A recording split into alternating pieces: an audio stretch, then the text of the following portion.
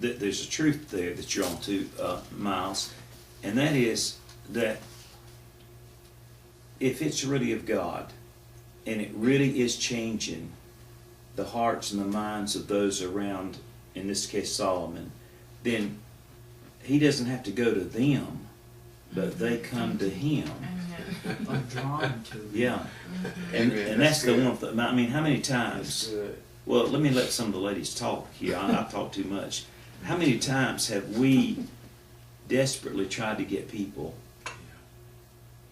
I mean, I'm saying desperately tried to get people. Right, we have. Well, I think I wanted to comment on a couple of things that you all said about Solomon. I thought it was good what you said, Sandy, about how they were drawn to him, to the God in you. If it's real and if it's genuine and if it's not for selfish motives, then God does draw men, you know, to you. I remember when I first got saved, and I remember reading about Solomon and his heart and having wisdom and having that type of discernment for an unselfish motive, to really have a pure heart and really want to help God's people. That's why God gave him what he asked for, and God gave him more. And I just wanted to go back to First Chronicles in chapter 11. It says, "And God said to Solomon, because this was in your heart, that thou hast not asked for riches, That's right. you know, wealth or honor, nor the life of your enemies, neither yet hast thou asked for long life, but hast asked wisdom and knowledge for asked wisdom and knowledge for thyself, that thou mayest judge my people over whom I have made thee king. Wisdom and knowledge is granted unto thee, and I will give thee riches and wealth and honor, such as none of the kings have ever had before thee, neither shall there any after thee." So when you said that, Miles, about it would be wonderful if we had someone in leadership now that could have that wisdom. Right. I was thinking, you know, God said there would never be another one after him. And could it be because we do have all these selfish motives? We have all these hidden agendas. Right. You know, we don't have this pure heart. And I know that I don't, and I want that kind of pure heart, to be able to have wisdom, not to do damage or not to rule over someone or hold lordship, you know, over them, or even hold them in bondage, you know, but to be able to really help them in their personal walk with God, that they can help other people. And I'm glad that we're talking about this, because it stirs my heart and makes me think, God, you know, I want that for no, you know, selfish motive. That's You know, right. but just to want it to really help your people. Because when Right. you think about people that are in leadership now, and how they really damn the people, because it is a selfish motive. It is lording yourself, you know, over them for your own wicked intentions and for your own personal agenda. And this man had a pure heart, and because of that, God gave him that and more than he even asked for. You know, God blessed him way more than he asked for. And then he was really able to genuinely help the people and draw them, you know, to him. So that helped stir my own heart, you know, today.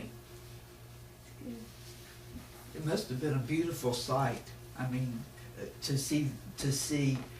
When I think of David, I think of him being such a king, and it said he had favor with the men and with the people, and he drew men to him. He must have been a manly man that they really looked up to him. Right. But to see him, he was a king. I mean, he could have had people. He could have been lording himself over the people, but he danced. He was the sweet psalmist of Israel. I mean, he just loved and adored and worshiped God. Right. And I was reading, because I don't know where I thought of asking God this or what, but why did Solomon ask for that wisdom? And I believe it's in Proverbs chapter 4, in the second verse, and the third verse. If Solomon was the one that was writing this particular proverb. Did I say Psalm or Proverb? Proverbs. But Proverbs 4 and 3, it says, "For I was my father's son." So if this is Solomon speaking, then he's the one saying this. "Tenderly and only beloved in the sight of my mother. He taught me also and said unto me, Let thine heart retain my words, keep my commandments and live. Get wisdom, get understanding."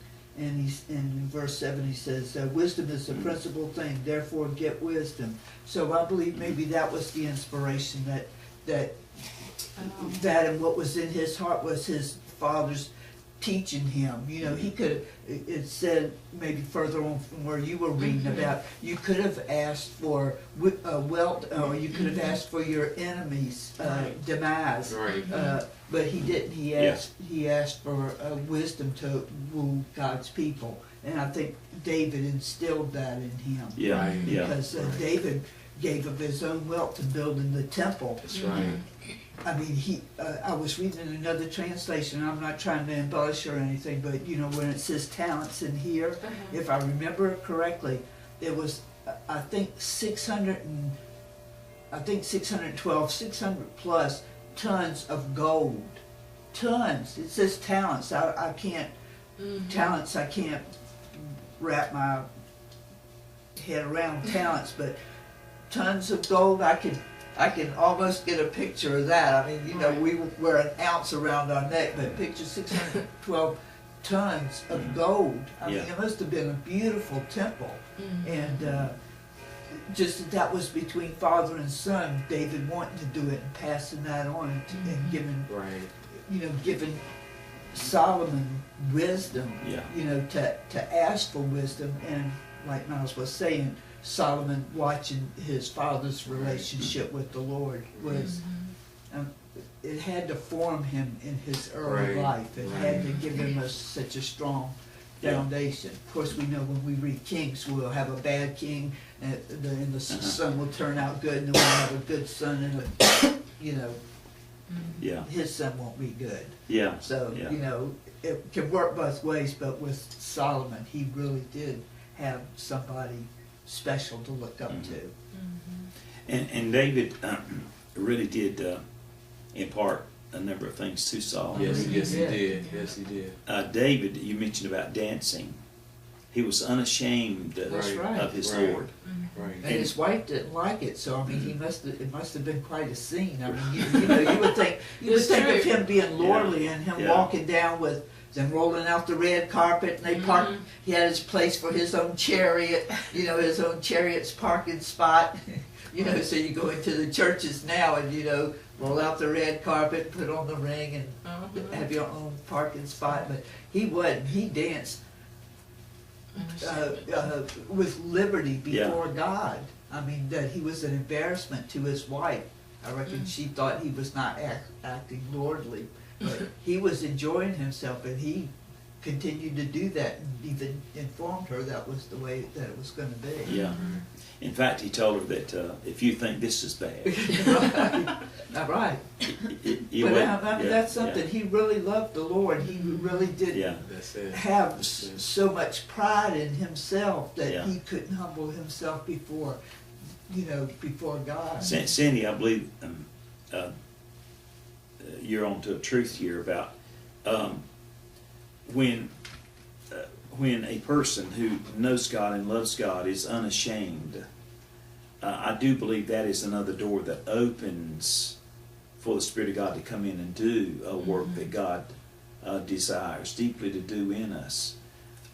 Because if we're not careful, we care about what other people think more than what we care about what God thinks. And we can get into almost a bondage about trying to live up to certain expectations that people expect out of us. And so therefore we don't have liberty really to praise God, to worship God, to talk about the things of the Lord. And David had these kinds of attributes, and undoubtedly these were passed on to Solomon. And Solomon loved the Lord, and he was open, so open for God to just pour this into him. You talk about all this gold. When you think about all the wisdom that Solomon got, it's almost like the Lord opened the heavens and had to pour in this wisdom. You know, I mean, just because he had so much godly wisdom that literally his name is synonymous with wisdom. Or when we talk about the wise men of the East, or some of the wise men of some of the ancient people, Solomon's always rated as number one. No one rivals Solomon. No one. Now, just to pass through his land, his kingdom, was an honor for people back in those days, because they'd heard about the fame of